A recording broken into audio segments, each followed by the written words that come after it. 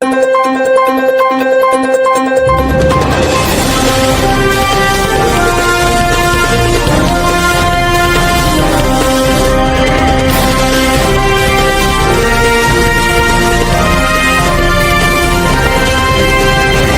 बघा, आज नंदुरबार जिल्ह्यामध्ये आपण सर्वांनी बघितलं आहे की कुंभमेळ्याच्या निधीवरून खूप मोठं राजकारण त्या ठिकाणी पेटलं आहे आणि स्पष्टपणे श्रेयवादाची लढाई ही सुरू आहे.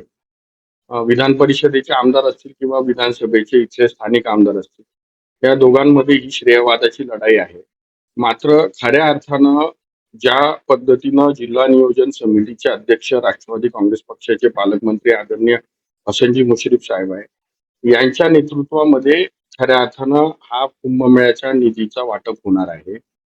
निश्चित आमदार हे विधानसभे आपलं जिल्हा नियोजन समितीचे सदस्य असतात, त्यांनी तो सुचवावा. मात्र माझी दोघं आमदार महोदयांना विनंती आहे की त्यांनी त्या ठिकाणी स्थानिक जी लोक आहे त्यांना विश्वासात घेऊनच या निधीचं त्या ठिकाणी वाटप करावं. या संदर्भामध्ये मला प्रकाशाचे रामबाई जे ज्येष्ठ नेते आहेत त्यांनी सुद्धा मला फोनवरनं संपर्क साधला आणि त्यांनी इच्छा व्यक्त केली व आम्हाला पालकमंत्री महोदयांची एकदा भेट घालून द्या, जेणेकरून आम्ही प्रकाशाच्या ग्रामस्थांची ह्या जो कुंभमेळा निधीचं नियोजन कसं केलं पाहिजे या संदर्भात आम्हाला त्यांच्याशी चर्चा करायची आहे.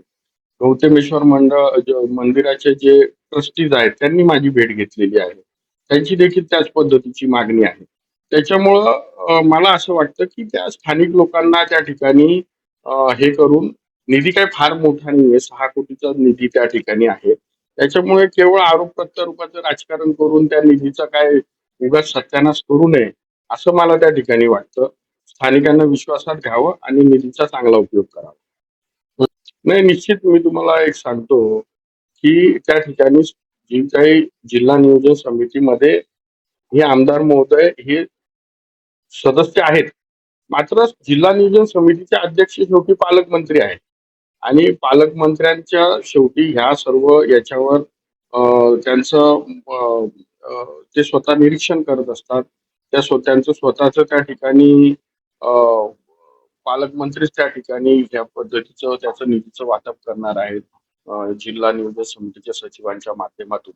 त्यामुळं कुठं ना कुठेतरी दोन्ही आमदारांना विनंती की त्यांनी श्रेयवादाची लढाई थांबवावी आणि त्या ठिकाणी प्रकाशाच्या जनतेचं म्हणणं ऐकून त्या ठिकाणी कुंभमेळ्याच्या निधीचं वाटप करावं.